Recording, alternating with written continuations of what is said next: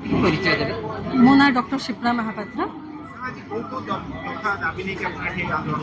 आमर जहाँ दाबी अच्छे आम सर्कुलर सरकार को बारंबार जनईचु आउ सरकार बारंबार आम सरकार को जनवा सत्वे आम दाबी पूरण होना आम चाहूँ जे सरकार आम कथा शुणु से आज ये बड़ धरणर स्ट्राइकटा समस्ते आम एकजुट होइचु आउ जदि आम सरकार आम कथा न शुणती तेणु आम बाध्य हो स्ट्राइकटा कंटिन्यू करने को पड़ो।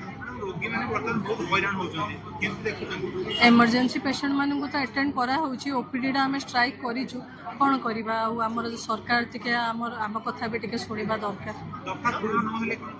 स्ट्राइकटा कंटिन्यू करवा। नहीं आमर तो जो मैंने अच्छा जो धारणा देते Odisha medical services association OMSA group regular doctors किंतु आमर कॉन्ट्रैक्चुअल डॉक्टर माने एथरे AYUSH and contractual doctors and medical college किसी डॉक्टर्स मैंने इनवॉल्व होना तेणु आम बर्तमान कॉन्ट्रैक्चुअल डॉक्टर्स मेडिकल डॉक्टर ये AYUSH doctors and medical college को रिक्रुट करके प्रिंसिपल आउ सुपरिटेडेंट को सेठू किसी आम मेन डॉक्टर को आनीचु तेणु प्राय आमर एपर्यंत कौन सेमती रोगी सेवा कौन व्याघात होनी काजुआलिटी सर्विसेस आमर नॉर्मल चलती दीर्घ दिन धरिक चलो नहीं दीर्घ दिन धरी मुझे आशा करूनी दीर्घ दिन चलनी निश्चय समाधान बहुत शीघ्र समाधान हो आशा करूँ रखुची। डॉक्टर संजीव कुमार प्रधान राज्य साधारण संपादक ओमसा चली धारणा चली सारा ओडिशा चली जहाँ खबर निहाई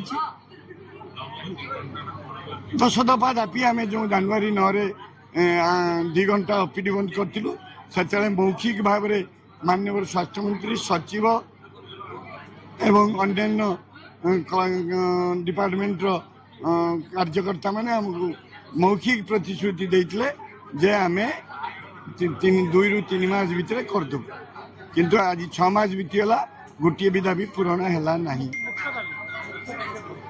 कौन मुख्य कौ दाबी मुख्य कौटा कम ना सबू 10 दफा दाबी आम इम्पोर्टेंट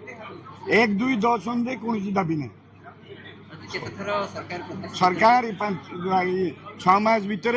5 ରୁ 7 थर आम बसिलु बहुत कथा कहलु तथापि सरकार शुणुना मुख्य चलला दाबी पूरण पर्यंत आम एमती बसू रोगी सेवा सरकार दायित्व